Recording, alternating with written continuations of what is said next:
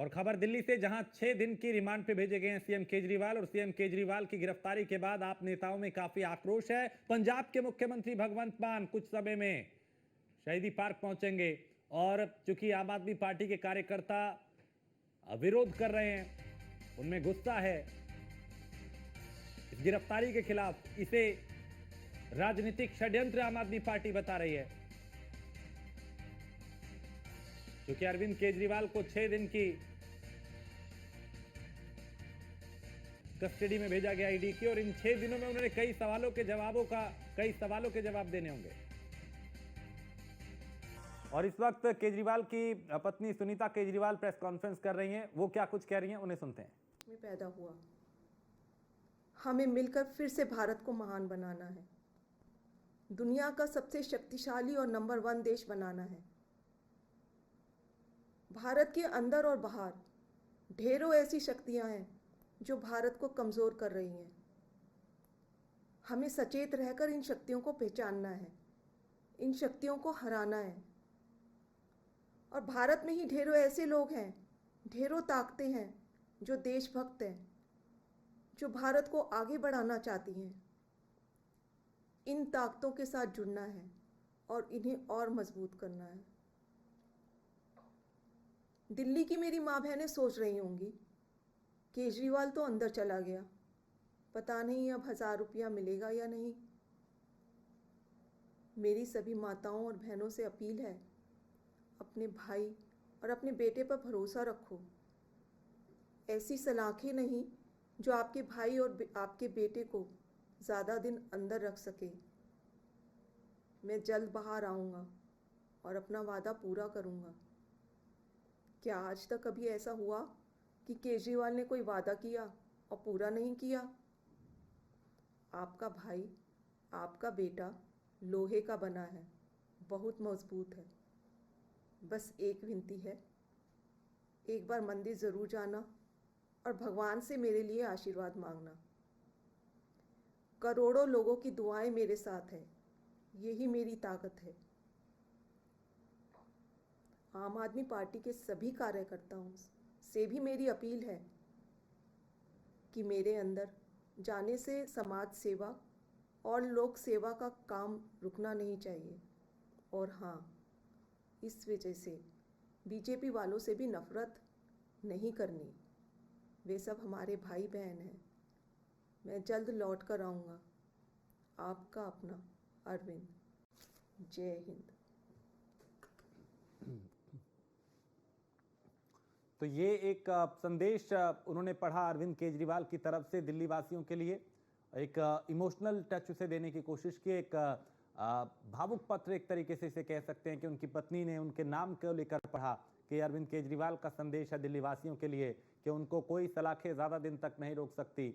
और ये भी कहा कि आप बीजेपी वालों से नफरत ना करें, आम आदमी पार्टी के जो कार्यकर्ता है वो समाज सेवा करते रहें।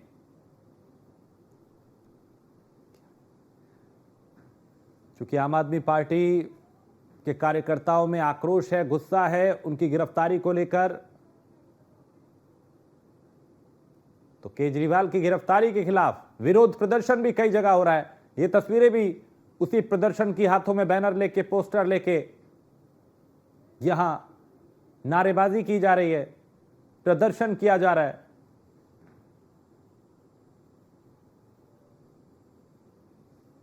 और अरविंद केजरीवाल चूंकि 28 मार्च तक ईडी की हिरासत में रहेंगे, ईडी की रिमांड पे रहेंगे, और इस दौरान कई सवाल ईडी उनसे, कई सवालों के जवाब लेने की कोशिश करेगी। क्योंकि 9 समन देने के बाद भी कुछ प्रतिक्रियाएं आ रही हैं, अगर इसमें आवाज है तो। की जा रही है, जिस तरीके से लोकतंत्र को खत्म करने की कोशिश की जा रही है, हम कांग्रेस पार्टी पूरी तरीके से इसमें पूरी साथ खड़ी है और जो भी लड़ाई होगी हम सब मिलकर लड़ेंगे। बीजेपी एक तरह से आरोप लगा रही है कि आप लोग ही थे जो इस मामले के सवाल खड़े करते थे और अब फिर से साथ खड़े। बीजेपी सवाल उठा रही, बीजेपी इस बात पर सवाल नहीं उठा रही कि जिसको प्रधानमंत्री जी कह रहे थे कि 70,000 करोड़ का घोटाला किया है और 2 दिन बाद उसको उप मुख्यमंत्री बना देती है। जिस तरीके से छगन भुजबल, हेमंत बिस्वा शर्मा, तमाम लोग जो शामिल हुए, किसको डेमोक्रेसी का पाठ भारतीय जनता पार्टी पढ़ाना चाहती है। पूरी तरीके से पूरी ताकत के साथ प्रजातंत्र को जिंदा रखने के लिए जिस तरीके से राहुल जी ने 10,000 किलोमीटर की यात्रा की, वो पूरी ताकत के साथ हम एक साथ खड़े और इस लड़ाई को मिलकर लड़ेंगे। अरविंद केजरीवाल अभी क्योंकि नहीं, आम आदमी पार्टी के सबसे बड़े नेता अरविंद केजरीवाल भी है, तो क्या आपको लगता है कांग्रेस पार्टी उस कमी को पूरा करेगी आम आदमी पार्टी के साथ मिलकर? देखिए, हमने कहा एक मजबूत गठबंधन है और पूरी ताकत के साथ इस लड़ाई को हम लड़ेंगे। आज कांग्रेस के, लेफ्ट के और जो भी लोग आज और पिछले कई दिनों से इंडिया गठबंधन के साथ और अरविंद केजरीवाल जी के साथ खड़े हैं, इस डेमोक्रेसी की लड़ाई में खड़े हैं, देश में चुनावों को बचाने के लिए खड़े हैं, हम सबका धन्यवाद करते हैं।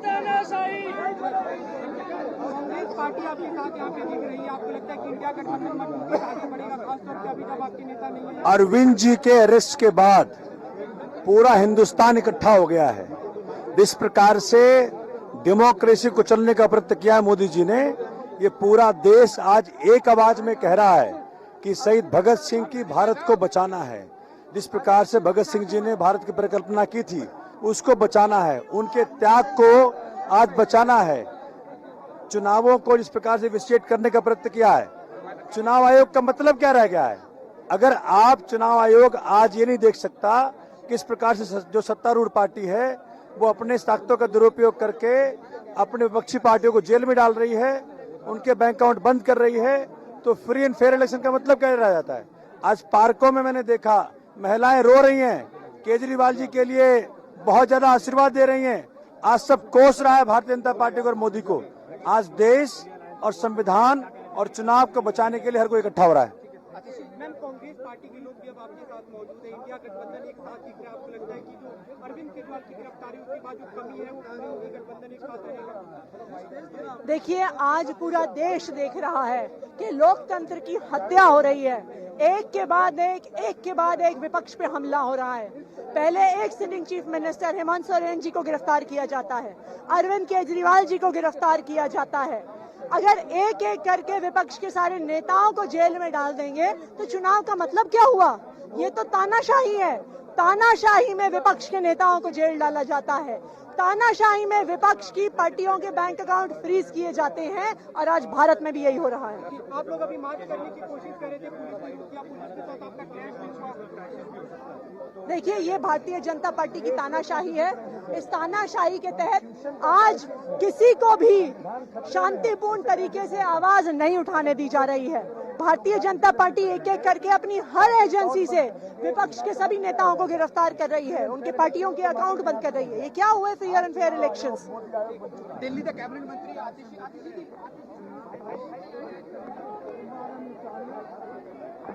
गोपाल राय इधर जाइए।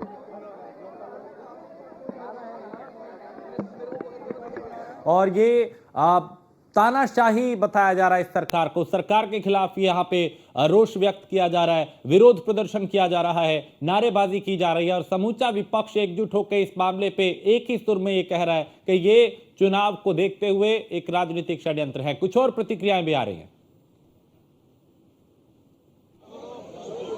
गोपाल राय मिले थे? गोपाल राय यहाँ पे नहीं। गोपाल राय की बाइक की थी? बाइक नहीं थी।